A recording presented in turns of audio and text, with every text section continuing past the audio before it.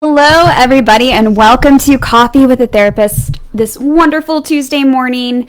I am really excited about the topic today and just want to say kudos and shout out to all of the people that have been leaving feedback and asking questions because I love being able to answer what is actually relevant for you and what you're curious about.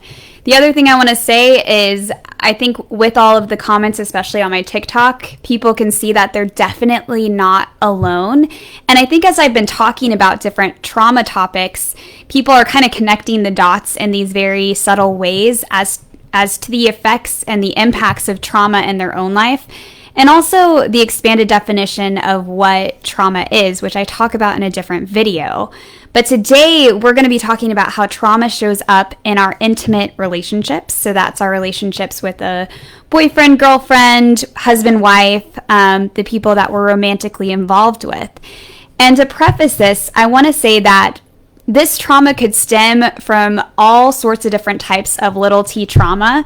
But most of the time, or what I've seen commonly occur, is that this trauma will stem typically from different attachment traumas we incurred earlier on in life, and also in different relationship traumas that we incurred in previous intimate relationships. So this trauma doesn't just come from if we've had a couple of bad relationships with intimate partners.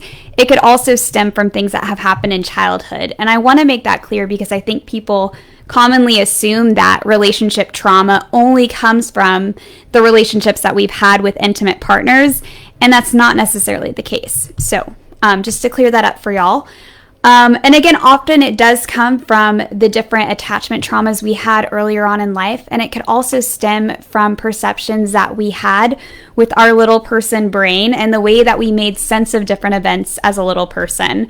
So it's not that our parents were bad or that they didn't try to model healthy relationships for us entirely. It could be all sorts of different things. And I think if you really want to break down what it is for you, that's where working with a professional one-on-one is so crucial.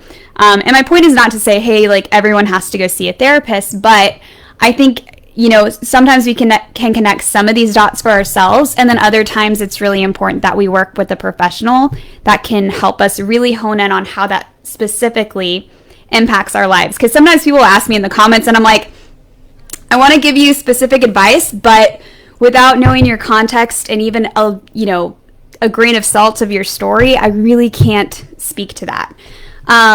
But basically, if you see these signs or if you have these traits within your intimate relationships, I would say that it's worth considering exploring this topic a little bit more with a professional or even in your own search and journey of healing.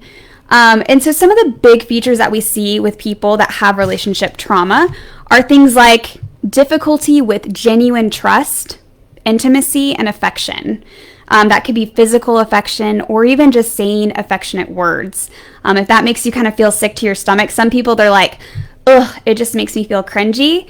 Again, that might be worth considering as part of a relationship trauma. Also, if you struggle with being needy, clingy, or with just developing a healthy sense of independence, that also may be due to relationship trauma.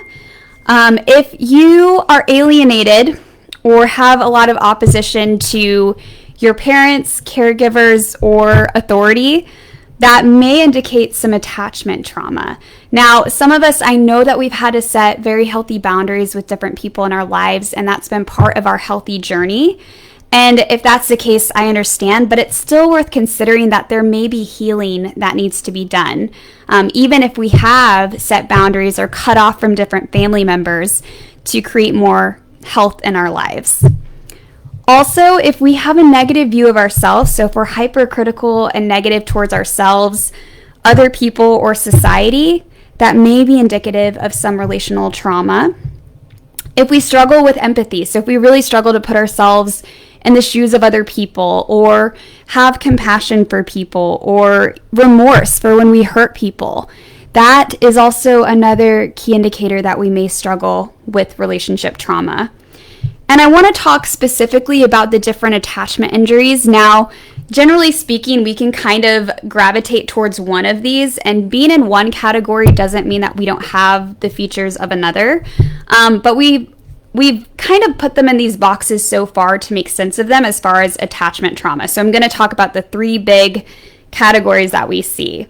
So number one is dismissive avoidant.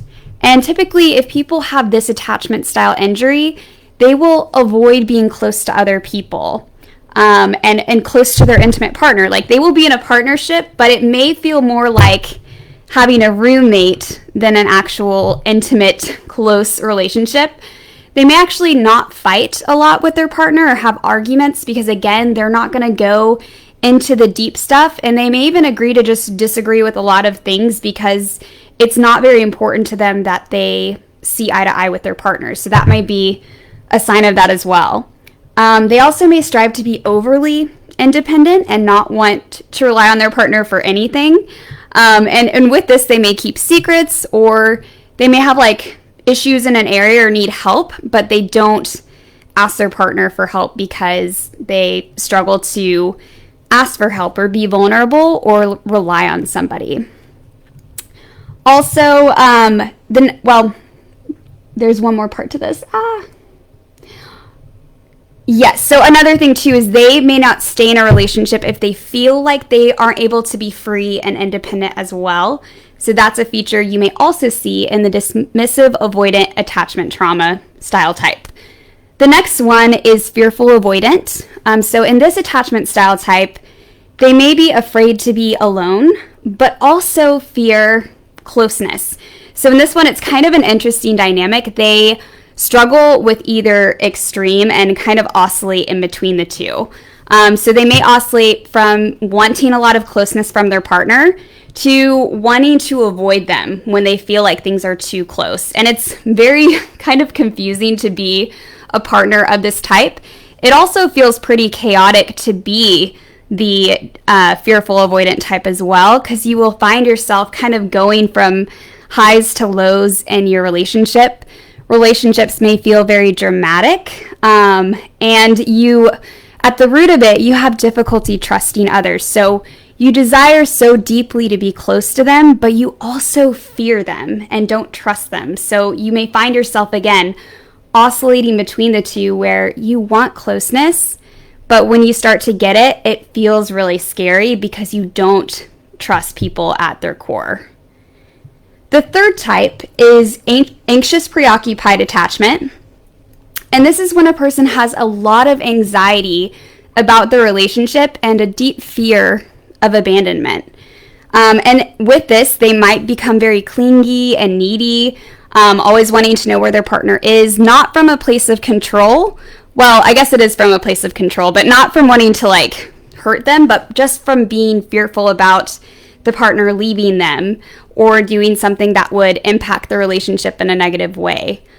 They're also very sensitive to any changes that happen in their partner. So even positive changes can feel threatening to them because they are super sensitive and hyper aware of them because they fear that that might impact the relationship in a negative way. So this partner may struggle with any sort of changes in their partner. And the catch-22 is that this anxiety can actually drive their partners away. And it becomes this self-fulfilling prophecy where they fear abandonment, but then they also engage in these very anxious, clingy behaviors that drive people away and fulfill what they fear will happen, which is really unfortunate. And again, if you relate to this style type or any of the style types, I would highly recommend that you see a professional and kind of work through any sort of attachment or relational trauma that you may be struggling with, because the good news is these things can be healed, and you can do this work with a therapist, or again, I do believe that people can do the work on their own. All of our journeys look very different. I used a therapist, and that was very helpful for me.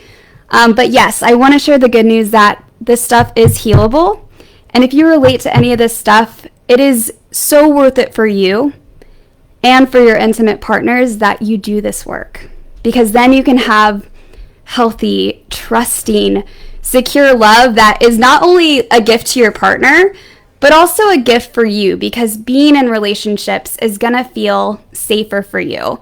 And when people feel safe in their relationships, then they can go out into the world and be badass in the ways that they're meant to be badass.